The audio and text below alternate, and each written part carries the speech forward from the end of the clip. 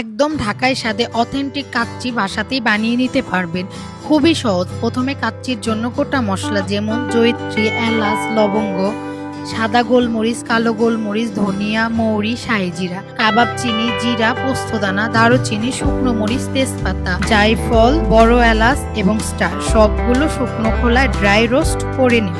এরপর ঠান্ডা হলে মশলাগুলো গুঁড়ো করে রাখবো। এবার মাংস ম্যারিনেট করার পালা। মাংসের সাইজ এরকম হলে খুবই ভালো হয়।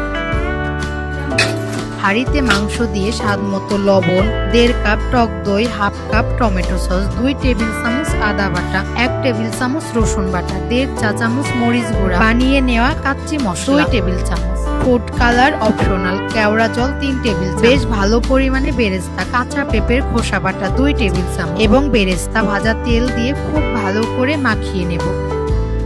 এই ম্যারিনেশনটা 1 থেকে 1.5 ঘন্টার জন্য করতে পারলে ভালো হয়। হাতে সময় না থাকলে আধা ঘন্টা রাখতে হবে। এবার কাচ্চির অন্যতম উপাদান বড় সাইজের কাটা আলুগুলো পরিমাণ মতো লবণ ও জর্দার রং দিয়ে মেখে হালকা করে ভেজে তুলে রাখবো। এই ফাঁকে দুধ জাফরানের একটি মিশ্রণও বানিয়ে রাখবো। 2 কাপ দুধের সাথে 1/2 গ্রাম জাফরান ও 2 টেবিল চামচ চিনি খুব ভালোভাবে মিশিয়ে নিলেই তৈরি। এখন কাচ্চির জন্য বাসমতি রান্না করে নিব।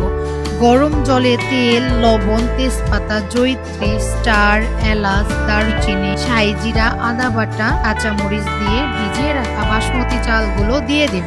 এখানে 2 কেজি মাটনের জন্য নেওয়া হয়েছে 1.5 কেজি বাসমতি, যা দিয়ে 11 থেকে 12 জন অনায়াসে খেতে পারবে। এখন ঢাকনা খুলে প্রথম লেয়ারের জন্য আলুগুলো সাজিয়ে নিব। এরপর দিব গুঁড়ো দুধ এবং কাজু বাদাম, কাঠবাদামের গুঁড়ো, বেরেস্তা, 6 থেকে 7টা আলু বখরা এবং 1 মুঠো কিশমিশ। এর মধ্যে ভাত হয়ে গেছে।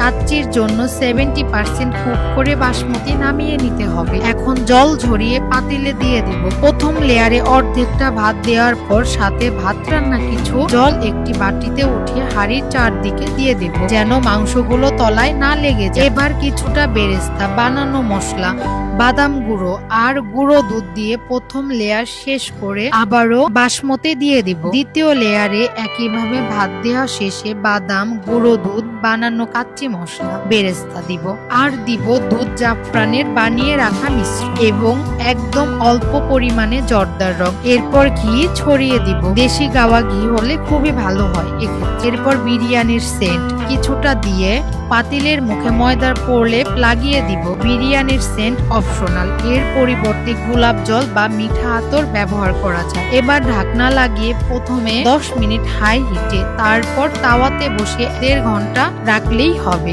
এখন পরিবেশনের পালা। ট্রাই করে দেখতে পারেন, খেতে দুর্দান্ত হয়েছে।